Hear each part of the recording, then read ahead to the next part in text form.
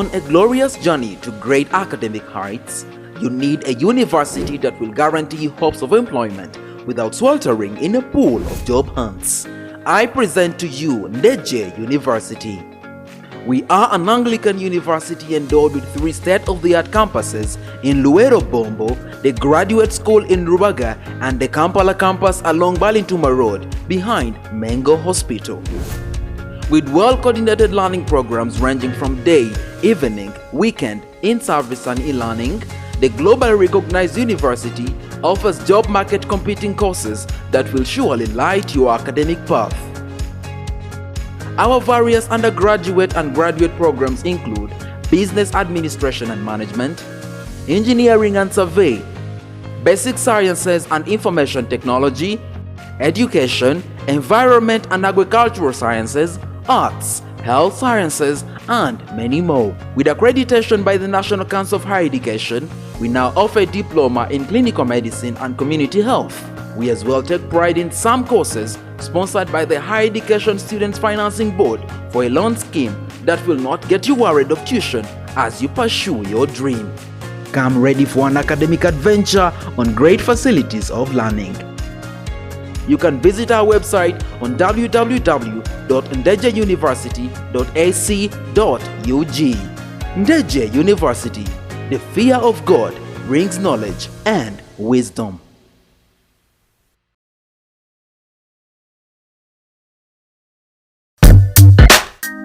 This week,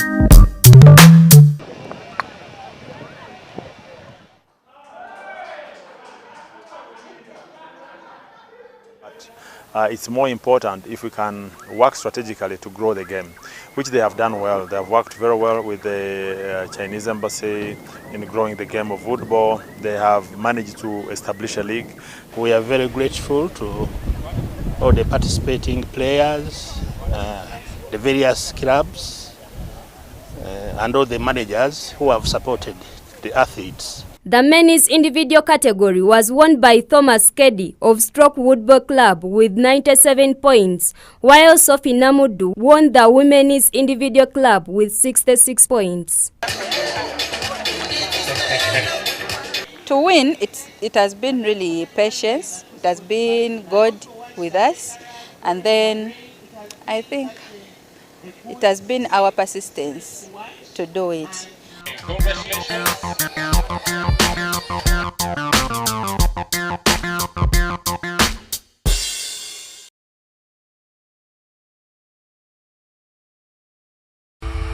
Get noticed, advertise with us. Call 0714-474-433 or 0759-728-168 to place your bookings now. Ndejje University TV is available on free-to-air, GoTV, and Your TV. Follow us on Facebook, Ndejje TV Live, Twitter at Ndejje TV Live, Instagram, Ndejje TV Live, and you can also subscribe to our YouTube channel, Ndejje University TV.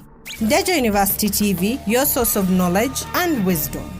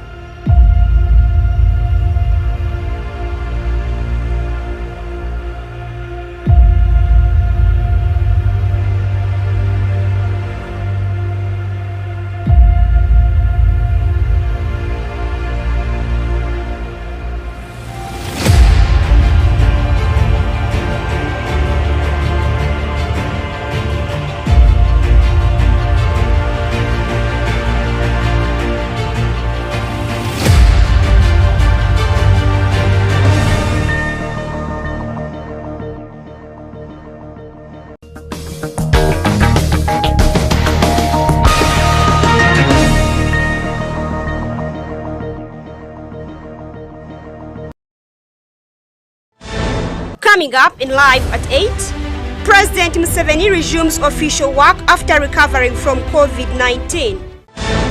1,638 senior police officers promoted to higher ranks. And in sports, the 13th edition of the Junior Schools Football Champions crowned in Ndejje. This and much more in Live at 8.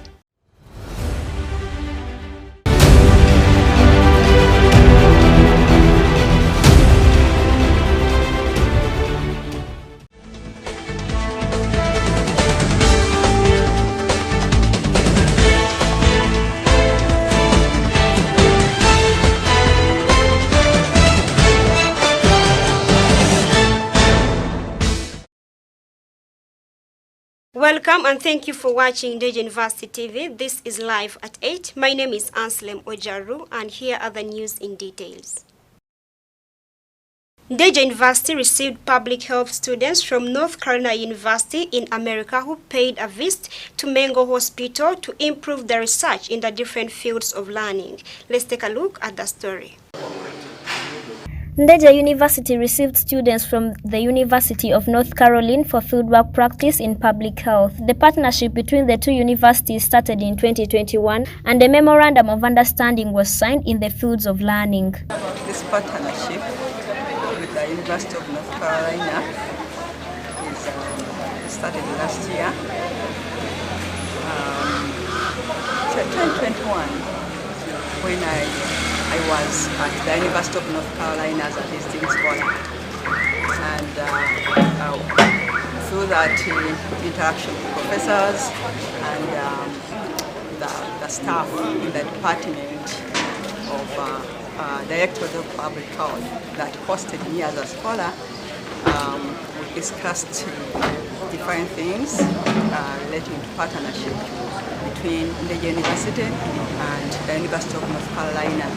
So out of that, we are able to develop an MOU that sealed our collaboration with the university, and that is basically relating to issues of research, joint research with the university, and students and staff exchange, and teaching and community outreach activities for Ndejje University and the University of North Carolina students. Dr. Ezra Nunda from Mengo Hospital says they have taken the students through the operations of medical system at the hospital. We've been taking them through a snapshot of what our medical system is in Uganda, how our system runs and how Mengo Hospital system runs, showing them what we are and how we run our health system, the challenges, public health problems, and how we have tried or managed to avert them. And it's been a pleasure that they partnered with Ndejje University, who are our neighbors, to bring them, and they have an understanding of our department or our hospital. So we've explained to them how our health system runs, the different levels of the health system, Mengo Hospital management structure, health system, and how the hospital runs, how we are trying to battle the public health problems, and just to inform you also that we have a running wellness clinic that looks at public health problems. Dr. Sadia says that the students are willing to learn, which will also help improve the students they are working with at Ndejje University. Students are healthy, they are lovely, they are very much interesting, and they want to learn. That is the most important thing. When they boarded, came here to Ndejje, immediately they have not been to Uganda or to even Africa before, but you see that they are open and willing to learn whatever comes their way. So we feel that a lot of lessons are going to be learned from our students also who are working with them on this internship program. The program coordinator at North Carolina University says that they are working on development exchange program for students at both universities. Working on developing an exchange program so that Ndejje students can come to North Carolina for a semester and study public health or social work, and so that public health students can come to Ndejje University and study public health at their new program. This summer is about having the students learn to work with communities, collect data, identify challenges of research, working with communities, but also how do you gain entry into a community where you look very different from the community you're working with? And how do you work with a community who may be reluctant to work with you because you look different? Students from North Carolina are excited to cooperate with the students at Ndejje University in the fieldwork practice. So we came to Ndejje University to specifically study malaria and do our field work, but it has been an amazing experience so far. We are 2 weeks into our field work, and it's been really neat to collaborate with students at Ndejje University to complete our field experience. It was a big deal, kind of getting used to the culture and everything, but everyone's so nice and I've enjoyed it so far. Then after we kind of got acquainted with being here in Uganda, we entered the field where we started to learn about malaria and the kinds of struggles that people in the village have when it comes to dealing with malaria. May that be bed nets or using an anti-mosquito spray. We're hoping to collect further data on malaria and anti-malarial uses in the community as a way to construct a program that we can use to come back and further help decrease the progress of malaria in these rural villages. The students have joined the Ndejje University students who are undertaking field work, which is mandatory for all students in the faculty. The Faculty of Social Sciences strives to keep doors to other fields of study and research. ANSLEM OJARU, Anet Nakasozi, live at 8.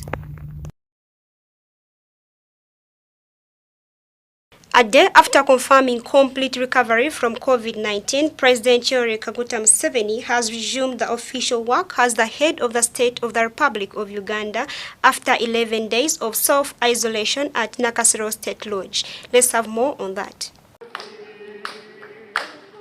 Yoweri Kaguta Museveni Tibuhaburwa began his official work as the head of the executive arm of the government yesterday by chairing his first cabinet meeting after the 11 days of self-isolation at Nakasero State Lodge. The president was in company by the First Lady, also the Minister of Education and Sports, as he traveled to Entebbe State House for the meeting. The meeting began with a praise session to the Almighty for having enabled Museveni go through the hard time of the pandemic trial and thus yet another chance of living given to him. Henry Mugwanya, Juliet Namatovu, live at 8. The Executive Order number. While addressing the media in Kampala, the Secretary General of Uganda Cooperatives and Alliances, Ivan Asimwe, tasked members to form combined laws and regulations to govern the cooperatives. Let's have a look at that. UCA, as an apex body, has been concerned for some years because we have to look at a successful cooperative model. And the successful cooperative model in the region is in Kenya. Now, in Kenya, we have one regulator. And I would also believe that we should have one regulator for the cooperatives. If one entity is reporting to a multiple of agencies, there will be a problem. So my advice is that this meeting of today is very timely. The cooperators need to sit together, look at the law, and they should be able to identify the problems involved in multiple reporting and multiple supervision, and also come up with their wishes. You know, these cooperatives are private entities. They are member-owned, they are member-controlled, they're organic. They know the problems that they have. I don't think it will augur well for a cooperative from Kasese to come to Kampala to bring details to, say, a regulatory authority. And the regulatory authority has not enough power to move down to Kasese to start regulating these circles. And as an apex body, we have a legal mandate. Section 29 of the Cooperative Societies Act, as amended, says that the Board of Uganda Cooperative Alliance shall engage government on matters of policy relating to the cooperative movement. And that's the reason as why we are having this meeting today, to clearly consult and discuss with the cooperators on some of the critical issues that affect the cooperative movement. Most importantly, issues of the law and regulation of SACCOs, and also the taxation of SACCOs. If I'm to begin with the regulation, yes, regulation is very good, and the supervision of SACCOs. And all SACCOs, including the apex body, we really love the idea of regulation. However, regulation should be there to enable, as an enabler for the cooperative movement to flourish, but not to really strangle these SACCOs. If you are to go on the ground and interview the cooperatives, the SACCOs, they will tell you, because you see, this 30% was subjected to surplus.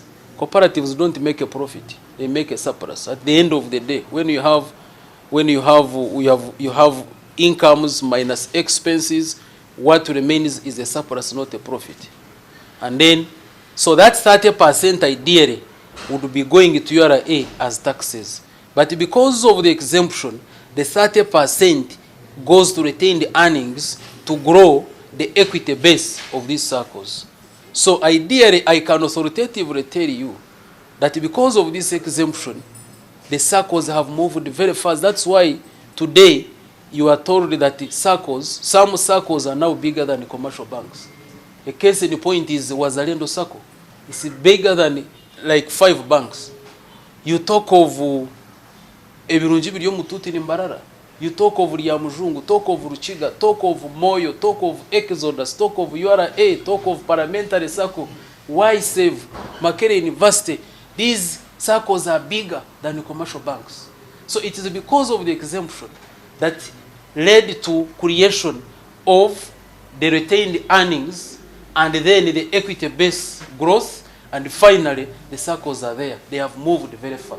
When you read these laws, you find that there are conflicting aspects. Okay, you find that again you have to register. I mean, you have to report to to register of cooperatives, and yet you are, yet you have to also to report to the Bank of Uganda, and at the same time secure a license in Humula. So we are trying to discuss how do we harmonize these conflicting kind of aspects in these kind of laws. And of course, we are here today in this engagement to talk about that, to see how can we move forward, because we cannot have a sector that is divided, because for us these laws are intended to divide us. For us, the cooperative movement has to be a uniform force, and we have to move in one direction. So the point is to have a uniform regulator that is able to unite us. The Inspector General of Police, Martin Ochola, has urged promoted officers to use their new authority to strengthen the force as they undertake their duties. Now, this message was delivered by the police spokesperson, Fred Enanga, at the police headquarters in Nakuru. Let's take a look at that. The police spokesperson, Fred Enanga, came out to congratulate the police officers on their promotions. He further urged officers not to look at their promotion as their personal achievement, but rather look at them as having more responsibility. He has further urged the officers not to look at their promotions as a personal achievement, but as an enhancement which comes with added duties and responsibilities. He assured all personnel that promotions like it was promised are going to be carried out transparently in a critical manner to strengthen command and control as well as address career growth in the UPDF. He also assured all personnel that promotions, like he promised, are going to continue, going to be carried out in a more regular, credible, transparent and equitable manner to strengthen command and control as well as address career growth in the UPDF. He came out to give out hype at the senior officers who were not promoted and that they shouldn't lose hope but rather continue with their work. He also came out to give hope to the other senior officers who were not promoted, and has promised them that since the process is regular, they should not lose hope, but should continue with their work. I'm aware that about 3 officers also from my department of the press and public relations were affected. They had been highly recommended, but in one way or another, their names did not come out, but I've talked to them. Officers were promoted from Assistant Commissioner of Police to Commissioner of Police. 199 officers from the rank of Superintendent to Superintendent of Police. His Excellency the President appointed and promoted 1,638 gazetted police officers to higher ranks due to delegate service rendered, duration of their service, record of service, and assistance of vacancies to be filled. Within Nabachibi, Eunice Kadu, live at 8. In sports, the 13th edition of the Institute of Certified Public Accountants of Uganda Junior Woodball Championship came to an end on Saturday at Amazima Schools in Ndejje, Buyuke District. The tournament comprised of over 1,000 athletes from both primary and secondary schools competing at regional level. Let's take a look. The ICPAU Woodball Championships comprised of 43 schools from over 14 districts in the country. The General Secretary for Uganda Woodball Federation, Joseph Collins Samanda, said that the finals were a success with over 20 schools representing the primary section and 23 schools representing the secondary sector. Today we're here at Ndejje at the Amazima Schools for the 13th edition of the ICPAU Junior Woodball Championship for the year 2023. There are a number of interesting stories here that we have had different numbers from the previous event that was in Katende. Today we've been able to witness 43 schools, 20 from primary and 23 from secondary play the finals here at the Amazima Schools. The population is actually intriguing. Actually, it's exciting to have more than 500 students playing woodball on the same day. So we as a federation are delighted that woodball is growing, and of course our focus is on grassroots development, and for sure having such young talents adds value to the sport.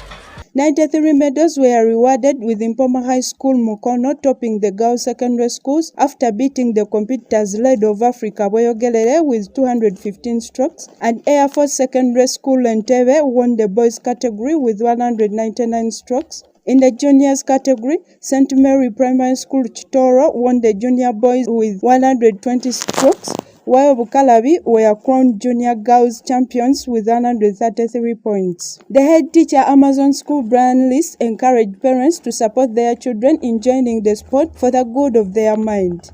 This has been an exciting day. We have almost 40 teams here at the Amazima School participating in woodball.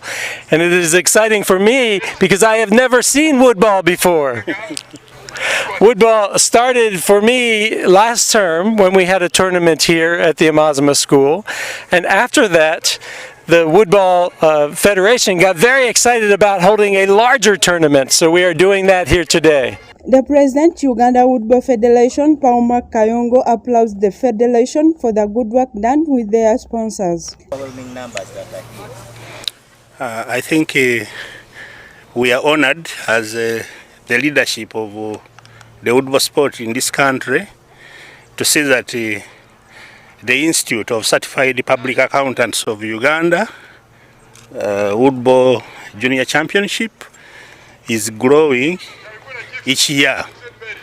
This year you can witness a very overwhelming numbers, and this is a sign that the sport is becoming popular, and also it is loved by younger people. We are very grateful to our host, Mr. Head Teacher. Thank you very much. I'm sure the athletes are very proud to be here. The issue of participation in sport is one thing, but also enjoyment of the players is another. And woodball is a unique sport because we have to choose on beautiful sceneries.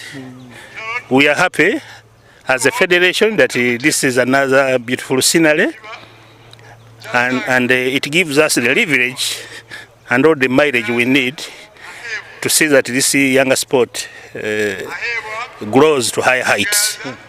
I think it becomes our mission again as the leadership of the sport to see that we can empower and also encourage these many schools that are left out to join the sport of woodball. Woodball is an inclusive sport, sport for all, and within our capability and also strategic mission, we would endeavor to see that we bring as many schools, as many younger players on board to give them a chance to learn woodball, to exercise, to play, and also be happy.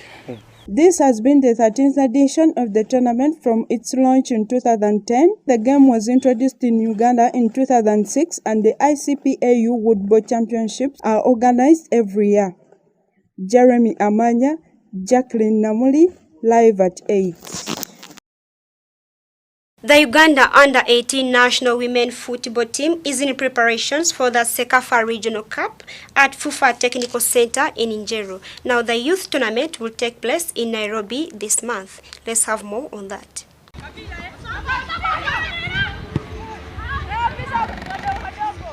The team that started residential training this week will be captained by last season's most valuable player, Shakira Nyinagahira, and Hadija Nandaga as her assistant. The tournament is due to kick off on the 24th of June in Nairobi, Kenya. Uganda's under-18 women's national team acting head, Coach Ayub Khalifa, is confident that his team will be ready for Sekafa under-18 despite starting preparations a bit late. We have had another friendly game, which I think has been a good one. It has given me a test, and I have areas now I need to look at. One, mainly my defense. My defense line has some problems. I look at the goals you conceded. One is, recklessness. There's some delay where my defender could not react very fast. Okay, and that cost that 2 goals. We are going to work on that and then sharpen still the starting line, because football is nothing but goals.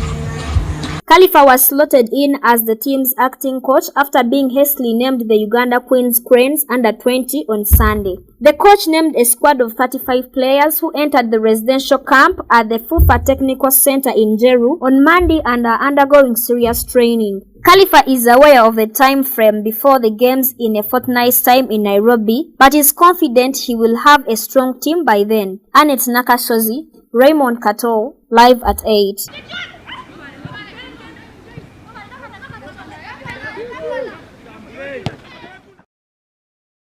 That has been live at 8. Thank you for watching. My name is ANSLEM OJARU. See you next time.